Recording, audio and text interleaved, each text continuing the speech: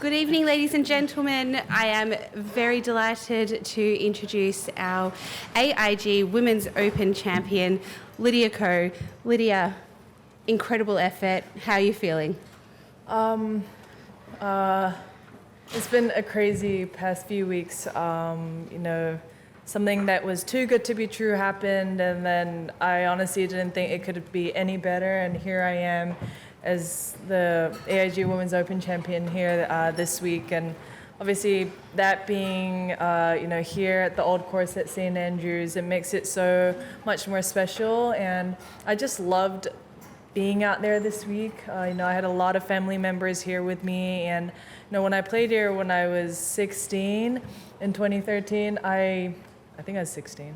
Yeah, I was 16. I don't think I got to really enjoy and realize what an amazing place this is. And now that I'm a little older and hopefully a little wiser, I just got to realize, what a historic and special place, this golf course is. And it's honestly been, such a fairy tale. And yeah, I'm on cloud nine, really. Yeah.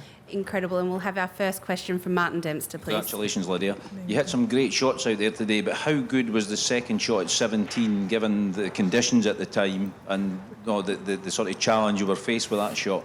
Yeah, I said, what a time for it to, what a time for us to play that 17th hole, and for both Alexa and I to have parred that hole in those conditions. That was probably one of the best shots I've hit.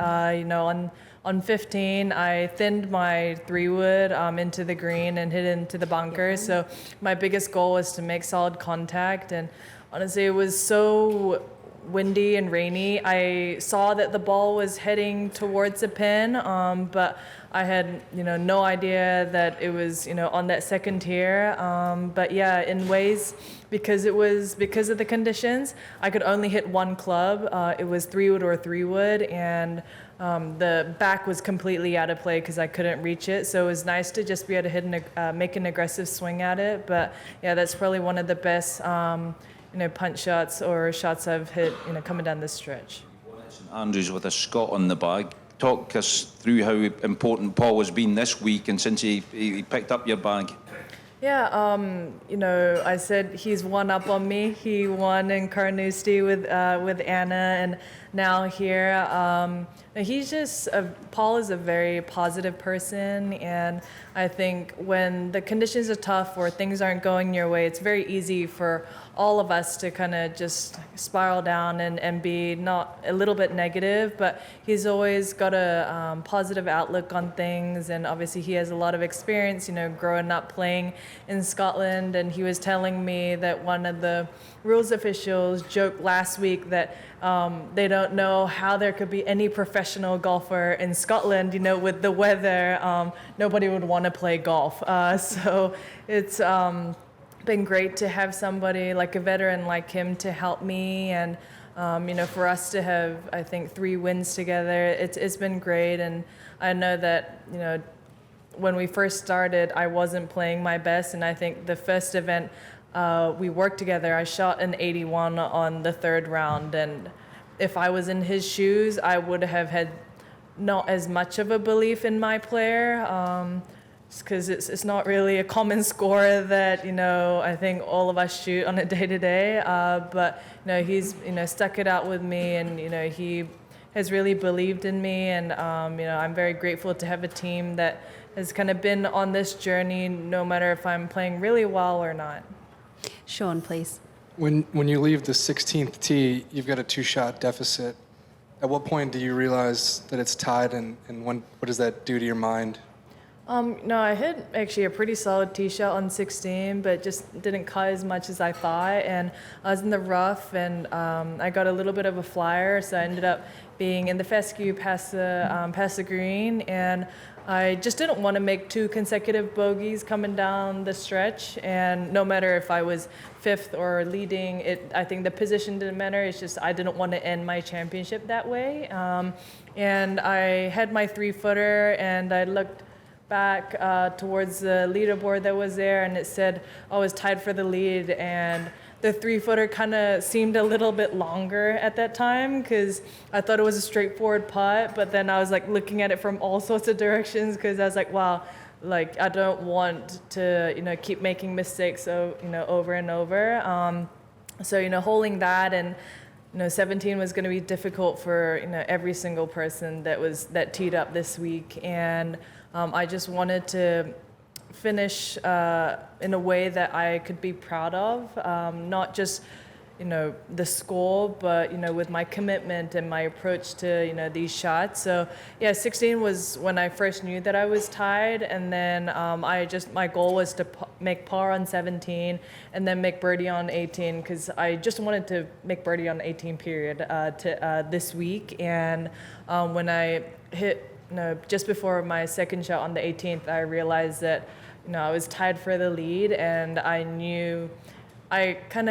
felt like the girls coming in would also birdie the 18th, so I wanted to make sure that I birdied and just give myself a chance at it, no matter if I go into playoff or end up not winning, like that was kind of besides the factor. So yeah, I kind of accomplished and did all the small goals, and I think that made me a little bit more focused on what was right in front of me than thinking, oh, am I gonna win or not? And no, I mean, it's no lie that sometimes, when you're about to win, you start thinking about what you're gonna say in this speech and all that. But I think there was no, time for that. I was just so focused on what was in front of me, and I think that just made it a little bit easier.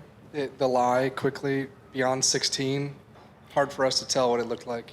I mean, it could be worse. It honestly wasn't that bad, and I knew it needed to be perfect because I'm trying to, bounce it into the slope and then, feed it down. But I felt pretty confident, with my short game, and I put in a new wedge, like new grind wedge this week.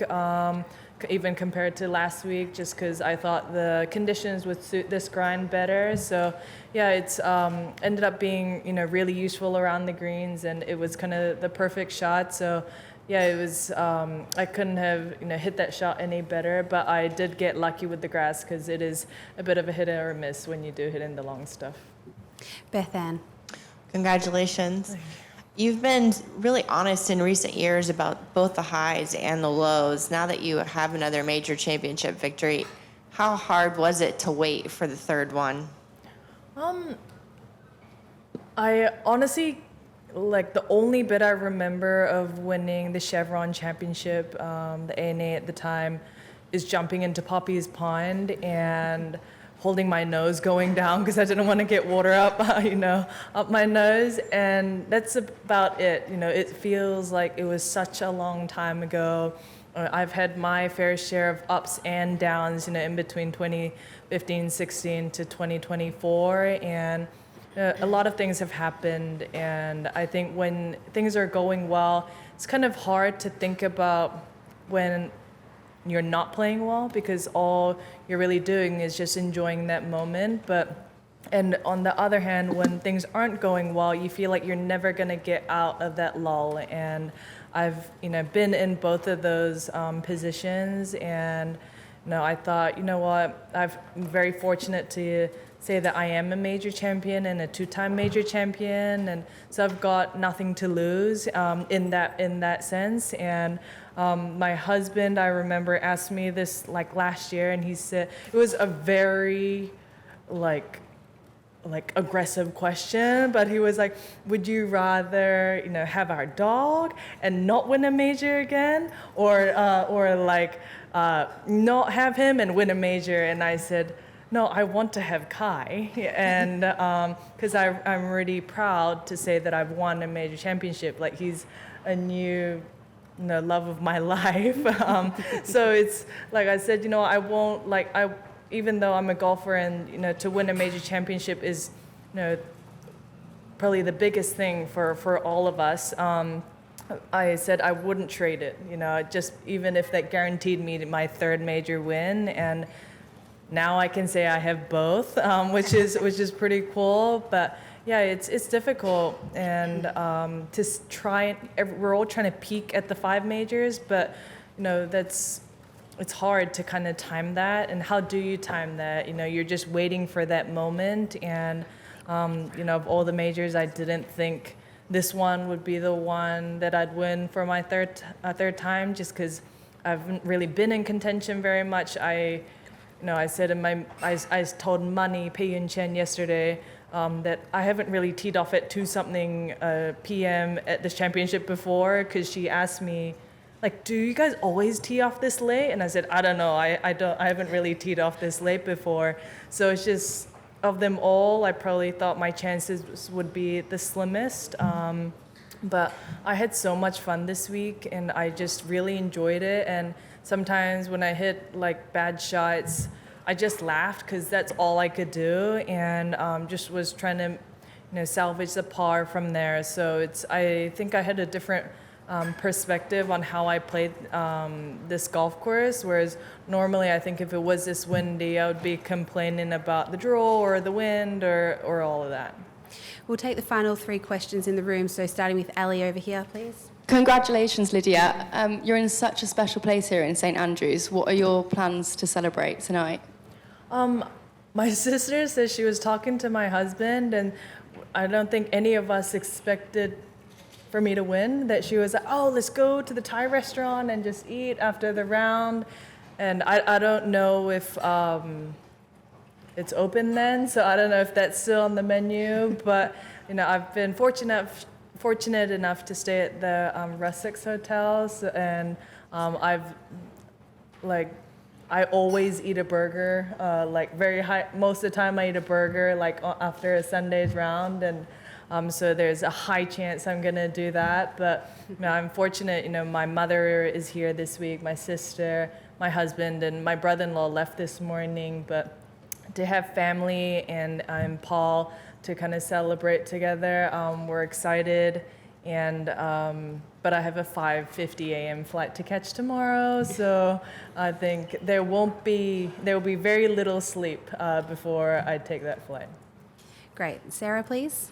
I know the gold medal was huge for the Hall of Fame chase, but now that you have this third major, how does that change your perspective, those 2 things happening within a month of each other, of your career maybe as a whole, and how are you different than the last time you won a major? It's just, so many things have happened. I'm pretty sure I was still in my teens when I won at Mission Hills, and my mom, I said it in another interview, my mom says I was so much better when I was 15. I was a better golfer when I was 15 than when I'm now, but now I can say, hey, maybe that statement is wrong, but yeah, it's been a whirlwind of the past, 3 weeks, and it's been crazy, to get into the Hall of Fame by winning the gold. These are things that I could have never imagined, because they were just too good to be true. And it's to say, what are the odds that that's going to happen at the Olympics? And a couple weeks later, I'm going to win the AIG Women's Open. I would have thought somebody was honestly messing with me, but here I am, and it's just been unreal. I feel very fortunate, but I think one of the coolest things about actually winning this week is, having Stacy won here in 2013, and now I'm the next champion here at St. Andrews. I think that's one of the coolest things for me, because she's always been. Her and her parents actually have, always given me advice and words of wisdom, and to say that, I've won the Women's Open at a venue that she has won, I think that makes it very special, that I feel like I'm following in the footsteps of somebody that I really respect. And yeah, it's just, I don't think there's a word in the dictionary that can explain what just happened, but somebody put into the perspective of before I won the gold, they said, try and think of getting into the Hall of Fame is just like a gas station on the way to my final destination, and not my final destination. And I think for a while, because that was my goal, I was making it seem okay, that was my end point. And I think after hearing that put it into perspective of saying, you know what, it's not like I'm going to get in the Hall of Fame and say bye-bye, bye golf. I'm still planning to